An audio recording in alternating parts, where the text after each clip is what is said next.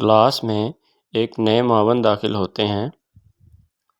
اپنے تعارف کے بعد بچوں کا ٹیسٹ لینے کے لیے ایک سوال کرتے ہیں اور اشارہ اس بچے کی طرف کرتے ہیں جو کلاس کا سب سے نالائق بچہ ہوتا ہے۔ استاد کا اشارہ دیکھ کر کلاس کے دوسرے بچے ہنسنے لگتے ہیں کہ استاد نے جواب دینے کے لیے اٹھایا بھی تو کس بچے کو، لیکن استاد تو پھر استاد ہی ہوتا ہے۔ ان کو سمجھ آ گئی کہ یہ کلاس کا سب سے نالائق بچہ ہوگا، اسی لیے سب بچے ہنس رہے ہیں۔ استاد نے بچے کو بیٹھنے کے لیے کہا اور درس دینے میں مصروف ہو گئے۔ چھٹی کے وقت استاد نے اس نالائق بچے کو اپنے پاس بلا لیا اور جب سب بچے چلے گئے تو استاد نے اس بچے کو ایک سوال دیا اور اس کا جواب بھی لکھ کر دیا اور کہا کہ اسے یاد کر لو اور کل جب میں کلاس میں سوال کروں گا تو یہ جواب تم نے مجھے کلاس میں دینا ہے۔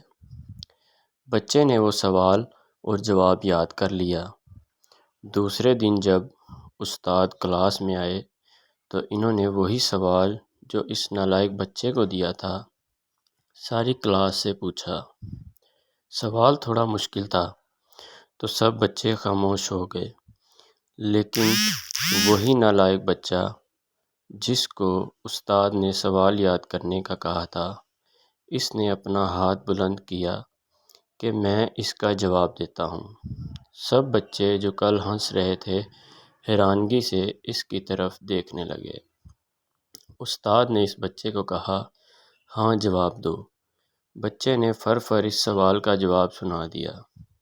استاد نے شاباش دی اور اسے بیٹھنے کو کہا۔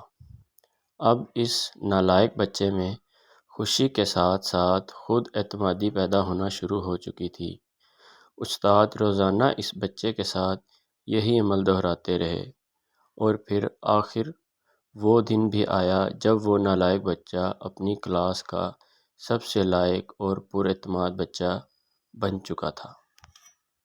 بچوں کی نفسیات سمجھ کر اگر ان کو ٹریٹ کیا جائے تو ہر بچہ اس معاشرے کا قابل فرد بن سکتا ہے۔ تو دوستو، اگر آپ نے میرے چینل کو سبسکرائب نہیں کیا تو اسے سبسکرائب کر دیں اور بیل کے آئیکن کو پریس کرنا مت بھولیے گا۔